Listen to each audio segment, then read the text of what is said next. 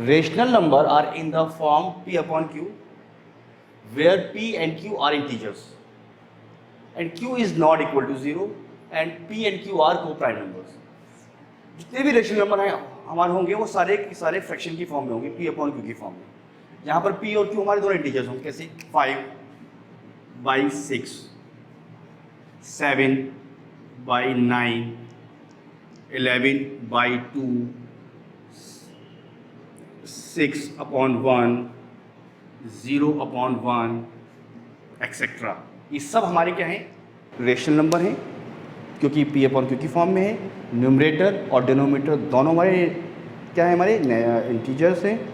In this case 7/9, 11/2, 6/1, 0/2, etcetera. ये सब हमारे क्या है? रेशनल नंबर्स हैं. ओके, नोट कर लेते हैं एक पॉइंट. अभी हमने स्टार्टिंग में क्या डिस्कस किया था आपसे? ऑल नेचुरल नंबर्स क्या होते हैं? हमारे होल नंबर होते हैं. ऑल होल नंबर हमारे होते हैं इंटीजर, जिसको हम कैपिटल Z से रिप्रेजेंट करते हैं. All integers are rational number. Clear? इस पर क्वेश्चन अक्सर MCQs में बनकर आते हैं. और छोटा सा कॉन्सेप्ट है समझने का. इस डायग्राम को समझ लीजिए, आपको कॉन्सेप्ट क्लियर हो जाएगा. बट और every rational number is not a integer, not a whole number, not a natural number. Similarly, every integer is not a whole number, not a natural number. Every whole number is not a natural number. सीधा concept क्या हुआ कि आप natural से cube की तरफ move कर सकते हैं, बट और आप क्यूब से नेचुरल नंबर की तरफ जाएंगे तो आपके लिए रेस्ट्रिक्शन लगा हुआ है, आप नहीं जा सकते. सिंपल सा कॉन्सेप्ट है. नेक्स्ट पॉइंट डिस्कस करते हैं. इंपॉर्टेंट पॉइंट है डेसिमल रिप्रेजेंटेशन ऑफ नंबर. उसी से हम डिस्कस करेंगे कि कोई अगर नंबर आपको डेसिमल में दिया हुआ है, क्या वो नंबर आपका रेशनल नंबर होगा या नहीं होगा. अगर वो रेशनल नंबर नहीं है, डेसिमल में है और रेशनल नंबर नहीं है, तो वो कौन सा नंबर कहलाएगा, इसको हम क्या कहेंगे. Okay, decimal representation of number. किसी भी नंबर का जो रिप्रेजेंटेशन होता है डेसिमल में, 3 तरह से होता है. फर्स्ट, या तो वो टर्मिनेटिंग फॉर्म में होगा. सेकंड, नॉन टर्मिनेटिंग होगा बट रिपीटिंग होगा. Third, non terminating and non repeating होगा. इन 3 तरह से हम किसी भी नंबर का डेसिमल रिप्रेजेंटेशन करते हैं. अब समझते हैं ये टर्मिनेटिंग होता क्या है. एक कोई भी नंबर है, फ्रैक्शन दिया हुआ है आपको, सपोज 5/2 हमारे पास एक नंबर है. क्या ये टर्मिनेटिंग होगा? टर्मिनेटिंग का मतलब क्या हुआ कि डिवाइड करने के बाद जो वैल्यू आएगी, क्या आएगी? 2.5. स्टॉप हो गया. 5 के बाद ये कंप्लीट डिवाइड हो गया. अब यहाँ पर रिपीटिशन नहीं हो रहा, नंबर बार बार रिपीट नहीं हो रहा, टर्मिनेट हो गया यहाँ पर 5. ठीक है, इट इज़ टर्मिनेटिंग.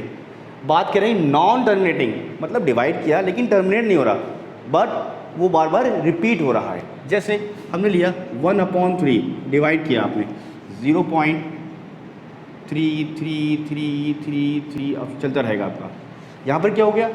टर्मिनेट तो नहीं हो रहा, स्टॉप नहीं हो रहा, बट रिपीट हो रहा है नंबर कंटिन्यूसली. पॉइंट के बाद 3333. देन इस तरह का नंबर कहलाता है non terminating but repeating number. ठीक है. थर्ड आता है non terminating non repeating, mean terminate भी नहीं हो रहा है और वो रिपीट भी नहीं हो रहा है. कैसे? एग्जाम्पल के लिए 0.12, 112, 1112, 11112 और सो ऑन. यहाँ पर डेसिमल के बाद जो नंबर आपका आ रहा है वो तो टर्मिनेट नहीं हो रहा, ये वो कंटिन्यूसली आपका आगे बढ़ रहा है. सेकेंडली कि वो रिपीट भी नहीं हो रहा, कि 0.12 था, फिर क्या आ गया 112, 112, 1112. यहाँ पर कोई चीज़ रिपीट नहीं हो रही, बढ़ रही है. रिपीट कब होता हमारा ये? 0.12, 12, 12, 12. इन दिस केस नंबर टर्मिनेट तो नहीं हो रहा बट रिपीट हो रहा है. 1 2 1 2 1 2 1 2 रिपीट हो रहा है. उसको हम क्या लिखते? 0.12 बार. बट यहाँ आप नहीं लिख सकते क्योंकि यहाँ पर चीज़ रिपीट नहीं हो रही. इसको हम क्या कह सकते हैं? 0.3 बार.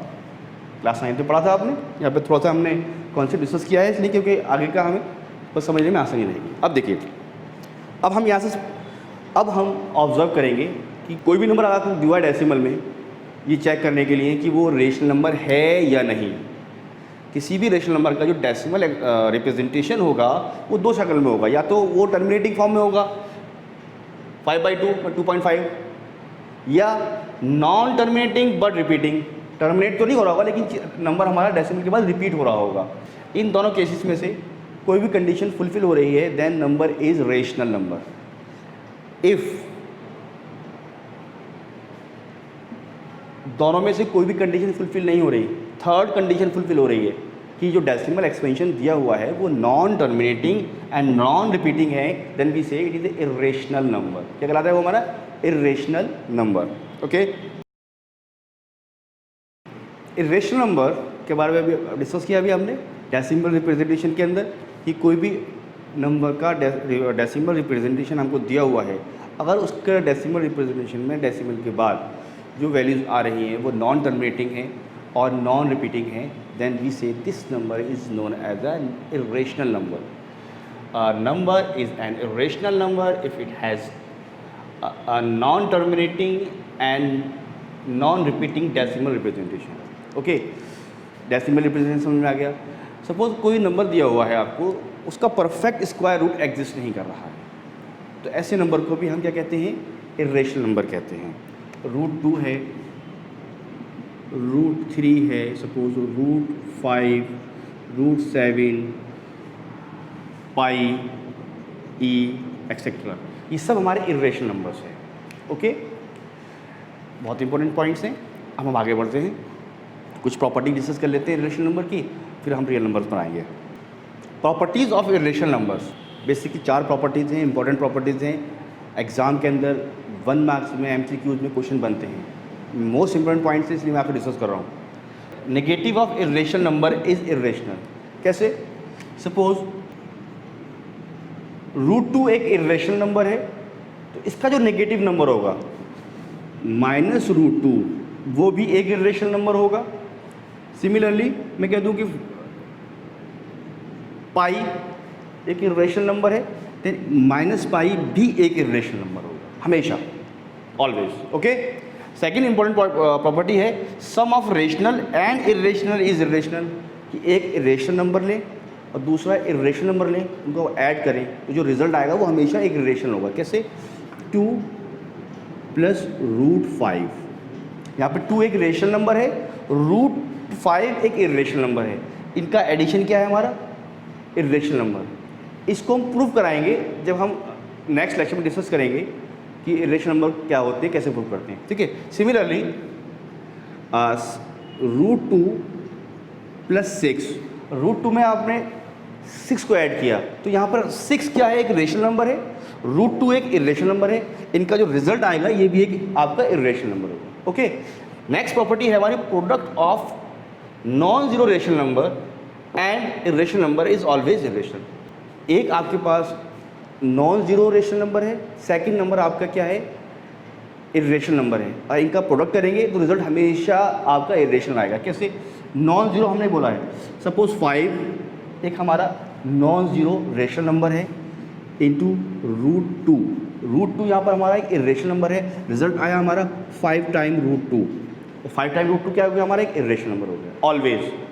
But in case fourth property sum, difference, product, division, इन चारों केसेस के अंदर अगर हम किन्हीं 2 रेशनल नंबर लेते हैं, ऐड करें, उनको सब्ट्रैक्ट करें, उनका मल्टीप्लिकेशन करें, उनका डिवीज़न करें, तो उनका रिजल्ट हमेशा आपका इर्रेशनल नंबर नहीं आएगा। क्यों? देखिए, सपोज मैंने एक नंबर लिया √2, मैंने एक इर्रेशनल नंबर लिया √2, इस √2 के अंदर मुझे दूसरा इर्रेशनल नंबर ऐड करना है, we take -√2, result become 0 is not a rational number. Clear? Similarly in this case में अगर मैं इसको ले लेता हूँ, सब्ट्रैक्शन की बात हो रही है, हमने एक नंबर लिया 5 + √3, अभी हम डिस्कस कर चुके हैं आपसे कि एक रेशनल नंबर में दूसरा एक रेशनल नंबर में अगर इर्रेशनल नंबर आप ऐड कर देते हैं तो रिजल्ट क्या आएगा? हमारा इर्रेशनल। दैट मीन उस प्रॉपर्टी के बेस पर 5 + √3 क्या हो गया? हमारा एक इर्रेशनल नंबर हो गया। अब हमने इसमें दूसरा एक इर्रेशनल नंबर सब्ट्रैक्ट कर रहे हैं विच इज़ √3, सब्ट्रैक्ट कर दीजिए, रिजल्ट आ गया आपका 5। दैट मीन क्या हो गया कि दो इरेशनल नंबर का डिफरेंस हमेशा इरेशनल नहीं होगा। ओके, नेक्स्ट पॉइंट था इसके अंदर कि अगर हम दो इरेशनल नंबर का मल्टीप्लाई कर दें तो क्या होगा। सपोज हम ले लेते हैं यहाँ पर √6 ले लिया सपोज, इसके साथ हमने दूसरा नंबर ले लिया -√6। दो डिफरेंट नंबर लेके चल रहा हूँ मैं, सेम नंबर नहीं ले रहा हूँ, ठीक है। √6 एक अलग नंबर है, -√6 एक अलग नंबर हो गया। इनका मल्टीप्लिकेशन करेंगे, कितना हो गया -√6 विच इज़ इक्वल टू -6। यानी दो डिफरेंट इरेशनल नंबर का प्रोडक्ट हमेशा इरेशनल नहीं होता। लास्ट जो ऑपरेशन दिया हुआ था which is division, suppose √3 divided by -√3, then we got -1। यानी एक इरेशनल नंबर को दूसरे इरेशनल नंबर से हमने डिवाइड किया, तो ला रहा है -1। -1 is not a irrational number. Mean क्या हो गया, अगर दो इरेशनल नंबर को हम लेते हैं, उनको डिवाइड करते हैं, तो हमेशा आपको इरेशनल नंबर नहीं मिलेगा, सम टाइम मिलेगा, सम टाइम नहीं मिलेगा। ओके, इंपॉर्टेंट प्रॉपर्टीज थी, आपको क्लियर होनी चाहिए। ओके, लास्ट पॉइंट पर आते हैं रियल नंबर के ऊपर, इंपॉर्टेंट है। उसके बाद हम अपना सिलेबस शुरू करेंगे। रियल नंबर्स क्या होते हैं, देखिए अभी हमने डिस्कस किया कि रेशनल नंबर के बारे में हमने डिस्कस किया, अभी इरेशनल नंबर के बारे में डिस्कस किया। रियल नंबर हमारे रेशनल एंड इरेशनल दोनों से मिलकर बनते हैं। Real number are consist of rational and irrational number. Most important point है, समझने का है। बहुत से क्वेश्चंस बनते हैं, बस एक लाइन आप समझ लीजिएगा, सारे कॉन्सेप्ट क्लियर हो जाएंगे इसके। जितने भी क्वेश्चन आएंगे आपको कोई रटने की जरूरत नहीं है, सिर्फ इस लाइन को आपको याद रखना है। क्या, natural number, whole number, integers, rational number to real number. Every natural number whole number, every whole number integer, every integer rational number, every rational number is real number, but every real number is not a rational number, every rational is not an integer, every integer not a whole number, and every whole number is not a natural number। ऐसा क्यों होता है समझते हैं। Real number किससे मिलके बनते हैं, रेशनल और इरेशनल। इसलिए सारे रियल नंबर हमारे रेशनल नहीं हो सकते, क्योंकि जो रेशनल होगा वो इरेशनल नहीं होगा, जो इरेशनल होगा वो रेशनल नहीं होगा। सिमिलरली रेशनल नंबर्स क्या होते हैं, फ्रैक्शन में होते हैं, ठीक है, 1/2, 2/3, 5/6। इंटीजर्स क्या होते हैं, 1, 2, +- 0, +-1, +-2, +-3। सारे इंटीजर्स का बेस क्या होता है, डिनोमिनेटर में क्या होता है, 1 होता है, ठीक है। बट ऑल रेशनल नंबर की डिनोमिनेटर में 1 नहीं होता, किसी में 1 होता है, किसी में 2, किसी में 5। देन वी से every rational number is not an integer, every integer is not a whole number। क्यों, इंटीजर नेगेटिव भी होते हैं, होल नंबर नेगेटिव में नहीं होते हैं। every whole number is not a natural number, why, whole number के अंदर 0 इंक्लूड होता है, नेचुरल नंबर में 0 होता ही नहीं है, ठीक है। मोस्ट इंपॉर्टेंट पॉइंट है, बस आप ये लाइन याद रख लीजिएगा। फॉरवर्ड आप जा सकते हैं, बैकवर्ड आपके ऊपर रेस्ट्रिक्शन लगा हुआ है, ठीक है। नेक्स्ट लेक्चर में हम यूक्लिड डिवीज़न एल्गोरिथम को डिटेल में डिस्कस करेंगे, ठीक है। Okay, bye.